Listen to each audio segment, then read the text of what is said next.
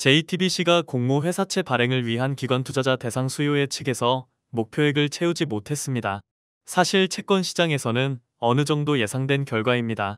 JTBC의 콘텐츠가 부진한 성적을 내고 있는 가운데 적자까지 이어졌기 때문입니다. 하지만 이번에도 신한투자증권이 우군으로 참여해 그 배경에 관심이 쏠립니다. 신한투자증권은 올해만 계열사 3곳의 채권 발행을 주관했습니다.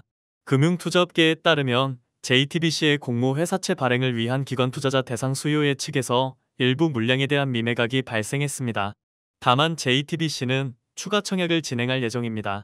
목표액 모집에 성공할 경우 1년물은 7.5%에서 2년물은 7.7%에서 발행한다는 계획입니다. 이번 회사채 발행에서 신한투자증권은 대표 주관사를 맡아 1년물에선 150억 원 규모 채권을, 2년물에선 50억 원 규모 채권을 인수할 예정입니다.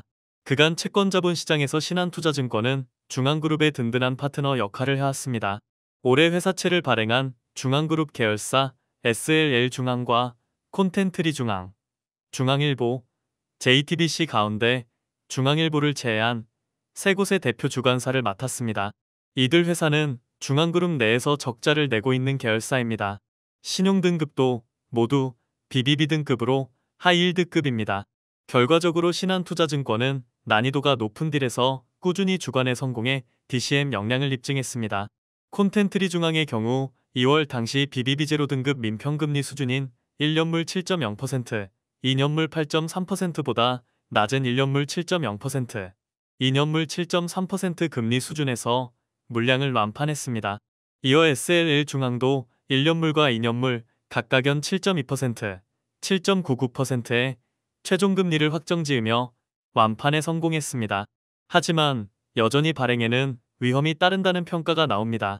실제 이번 JTBC 회사채 경우 일부 물량에서 미매각이 발생했고 작년 하반기부터 올해 상반기까지 이어진 BBB급 하이힐드 채권 투자 화랑이 다소 꺾인 분위기가 감지됐기 때문입니다. 그럼에도 신한투자증권이 BBB급 채권 주관에 나서는 이유는 일종의 동맹 관계를 맺기 위한 포석이라는 분석도 나옵니다. 어려운 시기에 인연을 맺으면 이후 기업 자금 조달과 딜 수임이 한결 수월해지기 때문입니다. 금융투자업계 관계자는 아이비토마토의 상위권 독식이 강화되고 있는 채권 시장에선 지금 당장의 이익만을 따질 수 없는 것이 현실이라며 추후 지속적인 딜 주관을 위해 다소 까다로운 딜을 맞는 경우도 있다라고 말했습니다.